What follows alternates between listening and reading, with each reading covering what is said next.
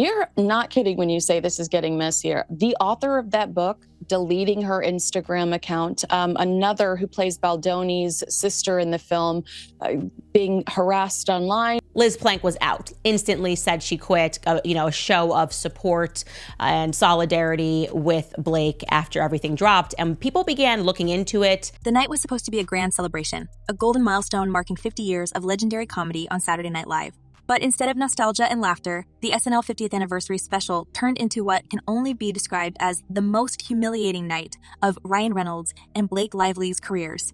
Hollywood royalty? Not anymore. By the time Colin Jost delivered his now infamous punchline, it was clear to everyone in the room and the millions watching at home. The throne these two thought they sat on had crumbled faster than anyone could have imagined. Who else? Who else has a question? I have a question. Oh, hey, Ryan Reynolds. Hi. Hey. How's it going? Great. Why? What have you heard?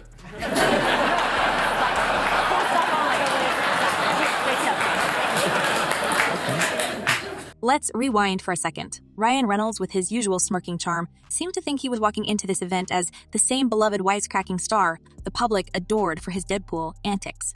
And Blake? Oh, she carried herself with that same polished, untouchable grace that had been her brand for years. But behind that facade, the couple had been battling an avalanche of bad press, lawsuits, and whispers of industry disdain. This wasn't just a bad year for them. It was an all-out catastrophe. And yet, there they were, walking into Studio 8th like nothing had changed, as if they could somehow charm their way out of the mess they were in. The night started off awkwardly enough. Tina Fey and Amy Poehler, in their usual witty fashion, lobbed Reynolds the softest of softballs, asking, "How's it going, Ryan?" It was the perfect opportunity for him to flash that trademark grin, say something self-deprecating, and move on.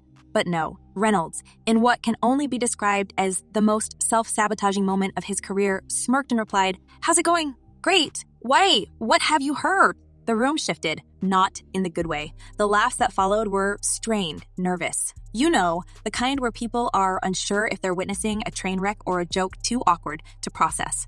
Steven Spielberg looked like he regretted attending. Amy Poehler blinked so hard you could practically hear it. And Blake, she sat frozen, her expression sharper than glass as she realized her husband had just opened Pandora's box on live television. But my question is that, you know that the materials that they made the cone heads with, are those edible? Edible? No, and based on them being made in 1975, I'd assume that they're highly toxic. Oh, okay. So if somebody, hypothetically took a couple of nibbles backstage and, got excited, should they go to the hospital or should they? Yes, they should go to the hospital right away. Good. Good luck. Here's the thing. Reynolds' quip wasn't just a poorly timed joke. It was a self-inflicted wound that dragged their ongoing legal and PR disaster into the spotlight. The couple's $400 million currency lawsuit with Justin Baldoni had been the talk of Hollywood for months, and this was the first time they dared show their faces in public since the chaos began. They could have stayed home. They could have laid low. But no, they waltzed onto one of the most watched stages in the world, practically daring the industry to mock them. We can now all agree that the moral crimes committed here by Ryan Reynolds against Justin Baldoni have amounted to high treason. And mock them. It did. Enter Colin Jost, the man with a sharp tongue and an even sharper grudge. Let's not forget, Jost is married to Scarlett Johansson, who just so happens to be Ryan Reynolds' ex-wife. The layers of drama here are thicker than the script of a soap opera. Jost's joke wasn't just a throwaway dig. It was calculated, cold, and designed to hit where it hurt the most. Zelensky was asked to leave the White House, Jost began, his delivery smooth as ever. Then he appeared on Fox News and said he thinks he can still salvage his relationship with President Trump, which is like Bud Justin Bond saying, "I'd love to work with Blake again." Boom, that was it. The audience froze for a millisecond, processing the sheer brutality of the line before nervous laughter erupted. It wasn't the kind of laugh that comes from a good joke. It was the kind of laugh people force out when they're witnessing something painfully uncomfortable. Jost's jab wasn't just a hit at Blake. It was a public proclamation that Hollywood had officially turned its back on her. The punchline landed with a thud, and the silence that followed spoke louder than anything else. Even Jost couldn't hide his satisfaction. He laughed before finishing the joke, fully aware of the chaos he'd just unleashed. Blake's face, stone cold.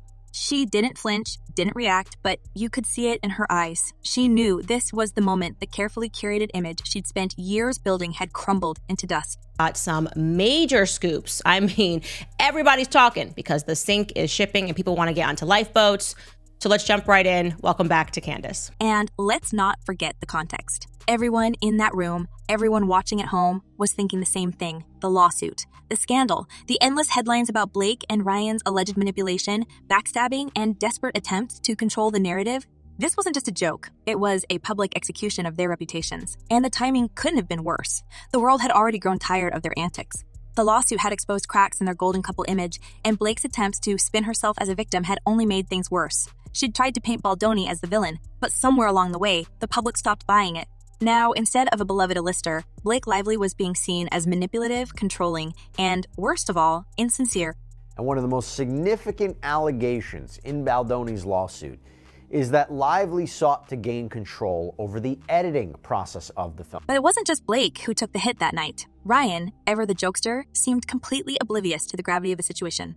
Instead of gracefully bowing out and letting the moment pass, he doubled down on the smug humor that had once made him a fan favorite.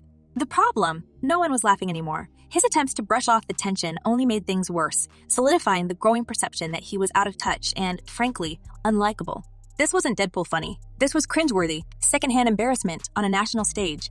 And what made it all the more tragic was the sheer hubris of it all. Ryan and Blake had walked into that studio as if the world hadn't spent months watching their lawsuit unfold like a slow motion train wreck. They thought they could charm their way out of it, that their star power would somehow shield them from the fallout. Instead, they walked straight into a buzzsaw. Hollywood doesn't forget, and it certainly doesn't forgive arrogance, especially when it's paired with a scandal as explosive as theirs. Now you have two sides here, right? So Baldoni says this was all an effort to hijack the film to get her way.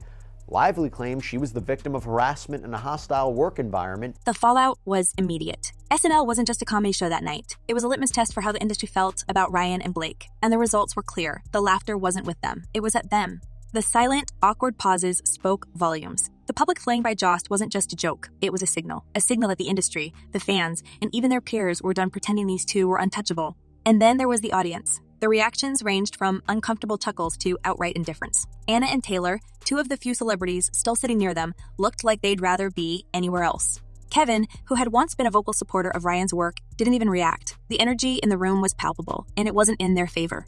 Even the camera seemed to avoid lingering on the couple for too long, as if the production team knew they were witnessing a career implosion in real time. The irony of it all? This was supposed to be a triumphant return for Ryan and Blake, a chance to remind the world why they'd fallen in love with them in the first place. Instead, it became a masterclass in how not to handle a scandal. Every move they made, every word they spoke, only dug the hole deeper. By the end of the night, it was clear to everyone, the golden couple was officially tarnished. Shutting down a woman's claims. She is claiming that there was harassment. He's saying none of it is true, never happened, never did. And yet, the night wasn't over. The real damage wasn't just in the jokes or the awkward silences. It was in the aftermath, the ripple effect that would spread through Hollywood like wildfire. Because what happened on that stage wasn't just about two celebrities being roasted. It was a turning point, a moment that signaled a shift in how the industry viewed Ryan and Blake. And the consequences, well, those were only just beginning.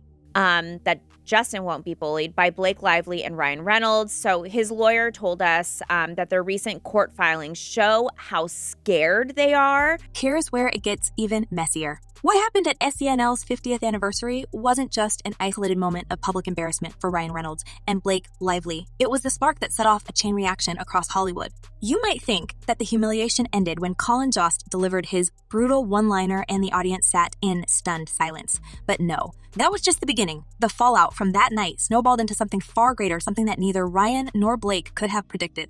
Their reputation wasn't just damaged, it was obliterated piece by piece as the industry, the media, and even their closest allies started to turn on them. Now to the ongoing Hollywood drama everyone is talking about, the legal battle between Blake Lively and Justin Baldoni. Let's talk about the immediate aftermath. The whispers in the room that night didn't stay in the room. Hollywood is a small town and news travels fast. By the time the sun rose the next morning, every entertainment blog, gossip site, and talk show was dissecting the couple's disastrous appearance. The headlines were merciless. Ryan and Blake's SNL humiliation blared one. Hollywood's golden couple no more declared another. Social media was even worse. Clips of Colin Jost's joke went viral within hours, racking up millions of views as people shared and reshared the footage, each caption more savage than the last. Memes popped up everywhere, with captions like, "When you think you're untouchable, but Colin Jost proves otherwise," and Blake Lively's face when karma comes knocking. It was a feeding frenzy, and Ryan and Blake were the main course. But here's the thing. This wasn't just about one awkward night on live television. The public's reaction was fueled by months, even years of mounting frustration with the couple. Ryan and Blake had carefully built their image as Hollywood's perfect pair. Talented, charitable, funny, and oh so relatable. But behind the scenes, the cracks were already showing. Blake's ongoing legal battle with Justin Baldoni had dragged them both into a storm of bad press, and their attempts to control the narrative had backfired spectacularly. The lawsuit exposed a side of them that the public wasn't used to seeing: manipulative, calculating, and out of touch. And let's not forget Ryan's ill-advised decision to turn Baldoni into a punchline in his Deadpool and Wolverine project just months earlier.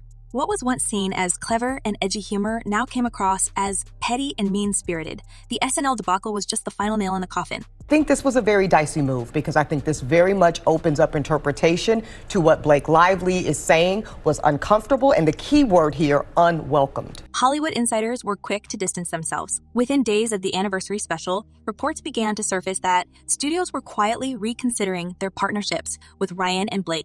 A list of celebrities who had once sung their praises were now conspicuously silent. Even Taylor Swift, who had been one of Blake's closest friends for years, seemed to be keeping her distance. The two were once inseparable, with Taylor even dedicating her song Betty to Blake and Ryan's daughters. But now, Taylor was nowhere to be seen. Rumors swirled that she was unhappy about being dragged into Blake's drama with Baldoni, especially after text messages allegedly sent by Blake referring to Taylor and Ryan as her dragons were leaked as part of the lawsuit. The messages painted a picture of someone who saw her friends not as people, but as tools to be used in her personal battles. If the rumors are true, it's no wonder Taylor decided to step back. Now, I will say, it is also interesting that the defendants in this answer also admit that they sent text messages.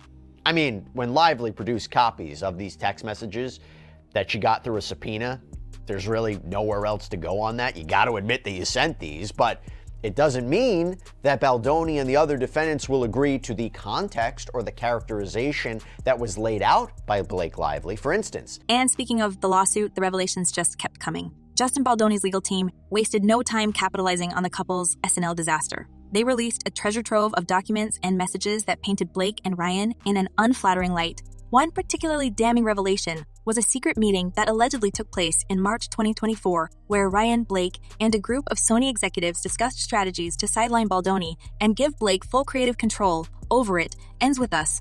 According to sources, Ryan was aggressive during the meeting, demanding that Baldoni be removed from the project entirely. This wasn't just a case of standing by his wife, this was full-blown sabotage. And it worked, at least temporarily. Baldoni was reportedly locked out of his own film, blindsided by decisions that were made behind his back. But as the lawsuit unfolded, it became clear that this power play would come back to haunt them both. She also provided a cease and desist letter, asking them to cease, quote, all unlawful conduct, namely what they alleged is the, quote, harassing and retaliatory media and online campaign against Miss Lively. The industry took notice. Ryan Reynolds, once considered one of the most likable stars in Hollywood, was now being painted as a bully who used his influence to crush anyone who got in his way. Blake Lively, who had spent years cultivating an image of grace and humility, was now seen as manipulative and power-hungry. It didn't help that over 50 crew members from It Ends With Us came forward with their own horror stories, describing Blake as controlling and impossible to work with. One particularly shocking claim. Crew members were allegedly forbidden from making eye contact with her on set. Imagine being so entitled that you think basic human interaction is beneath you. It was the kind of behavior that made people question everything they thought they knew about her. Look at this scene that was captured on tape. You'll see there's nothing nefarious going on. She says this actually proves her point. There's an argument that she is hiding her discomfort with what he's saying and doing, and she's just trying to finish the scene like any kind of professional. Which way you take it, which way you perceive it, again, that'll be up to a jury or the fact finder. And then there was the Kirsty Flehavan interview. Oh, you remember that one, the viral moment from July 2024 that had the internet in an uproar. Kirsty, a journalist known for her professionalism and grace, had congratulated Blake on her pregnancy during what should have been a harmless press tour interview. Blake's response, "Congrats on yours." The problem: Kirsty wasn't pregnant. In fact, she had been open about her struggles with infertility, a detail Blake either didn't know or didn't care about. The moment was cruel, tone-deaf, and completely unnecessary. And the internet didn't let her forget it. The clip became a lightning rod for criticism, with people accusing Blake of being out of touch and self-absorbed. It was yet another instance of her carefully constructed image cracking under the weight of her own actions. By this point, Hollywood had made up its mind. Ryan and Blake were no longer the golden couple. They were liabilities. Studios started backing away from deals. Projects that were once guaranteed hits suddenly seemed risky. Even their closest allies in the industry began to reconsider their associations. And who could blame them? This wasn't just a case of bad press. It was a full-blown implosion. The lawsuit, the SNL debacle, the Kirsty Flehavan interview, it all added up to one undeniable truth. Ryan and Blake weren't the people Hollywood thought they were. It's very It's very grown up. It's neat to see where they came from, though, and see how authentic these people truly are and what good people they truly are, too. Yeah. But perhaps the most telling sign of their fall from grace was their absence from the 2025 Oscars. Once a staple on the red carpet, the couple was nowhere to be seen. Sure, Ryan's Deadpool and Wolverine project had been shut out of the nominations, but that wasn't the real reason they skipped Hollywood's biggest night. They knew better than to show their faces. The Oscars are as much about optics as they are about awards, and Ryan and Blake knew they couldn't risk another public misstep. Instead, they stayed home, leaving the spotlight to those who had managed to avoid scandal. And yet, even in their self-imposed exile, the drama continued to unfold. Taylor Swift, who had managed to avoid being subpoenaed in the lawsuit thus far, was reportedly on the list of witnesses Baldoni's team wanted to question. The idea of Taylor being dragged into this legal mess was almost too much for her fans to handle. Would she defend Blake? Would she defend Blake? Would she distance herself? The speculation was endless, and it only added more fuel to the fire. George, this is a big mess for everyone involved. The legal drama playing out in multiple courts now, literally from coast to coast, and all kinds of people close to these stars, from personal trainers to friends like Taylor Swift, finding their names mentioned as part of this ongoing fight. In the end, the story of Ryan Reynolds and Blake Lively's downfall isn't just about one bad night on SNL. It's about the slow, steady unraveling of an image that was built on smoke and mirrors. It's about the consequences of arrogance, manipulation, and a failure to recognize when the tide has turned. Hollywood loves a comeback story, but for Ryan and Blake, the road to redemption looks longer and harder than ever. The question now is, can they rebuild what they've lost, or is this the end of the line for Hollywood's once golden couple? And more importantly, does Hollywood even want them back? Let us know your thoughts in the comments below. And don't forget to subscribe for more updates as we continue to follow this unfolding story.